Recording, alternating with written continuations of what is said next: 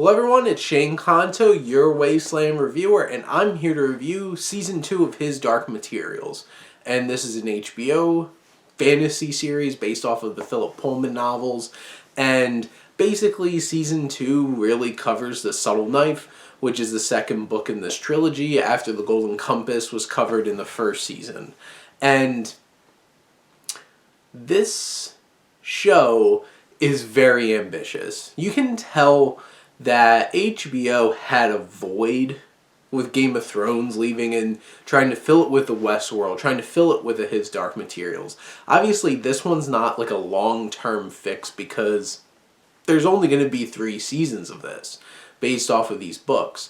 But what His Dark Materials is able to accomplish is really delivering on some fantastical fantasy elements. They are frightening creatures. There's imaginative creatures. There's new worlds. There's different ideas introducing these different dimensions. The subtle knife being able to cut through space-time and you being able to travel into different dimensions. That opens up the story to add new characters and new worlds and new perspectives. And where it can get complicated, I think this gives it a fresh look in terms of the story. It even is used for dramatic and tension building effect in certain scenes where it's like you're desperately trying to open up this portal real quick to try to get out of a tricky situation. There's one particular scene towards the middle of the season that really accomplishes that and builds some serious tension. And the show introduces, the first season wraps up with this portal opening up into a different dimension and James McAvoy's character going off into it. And this season, Lord Asriel is kind of a background kind of character. You only see him very, very, very little in this season. But this season takes us from that realization, building up this world, to leaving us at the end of this season with a big scale finale to say coming in this 3rd season. And I feel like this season naturally progresses up to that point. Now, they add a lot of other different kinds of threads. There's one particular thread of this one scientist in a different dimension, different world, connecting with dark matter. And what that dark matter might actually turn out to be in greater context is intriguing. It does add more complexities. There's basically this side quest that you have Lin-Manuel Miranda's character going on, Lee Scoresby, who meets up with Andrew Scott's character, who has a connection to one of the other new characters.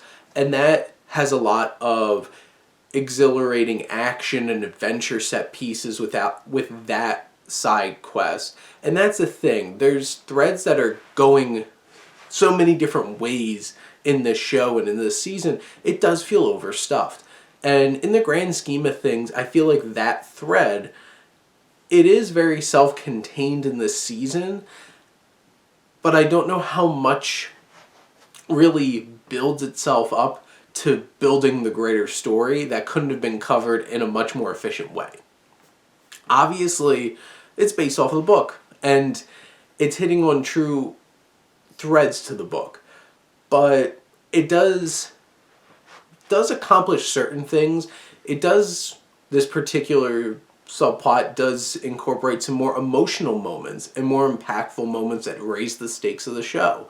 You have Ruth Wilson's character, Mrs. Coulter, who's a sinister villain, and she does some horrible things, and she continues to be a scary force in here. You have more fantastical magical elements with the witches, with Ruda Gedmintis and the rest of the witches.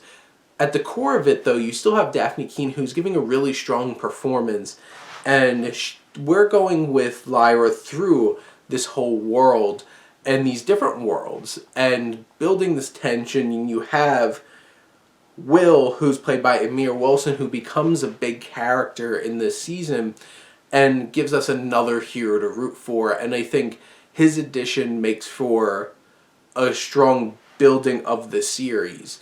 And where this season leaves us brings up some really interesting and bold ideas where the book series is very well known for its atheism. And I feel like the show hasn't really dug too deep, but it does challenge those ideas of organized religion and different things like that that gives the story some depth. And it does seem like maybe, just maybe, they might be digging deeper into that going into this last season. This season leaves us with big questions and a bold set of final shots that, or very close to final shots that really is going to tear the story open to a bigger scale, and I look forward to seeing where it goes. So, HBO has something cool on their hands with his Dark Materials trilogy, and I look forward to seeing the final season. But those are my thoughts on his Dark Materials Season 2. Let me know what you think, and let's talk some movies and TV. But thank you as always for tuning in and supporting your Wasteland reviewer.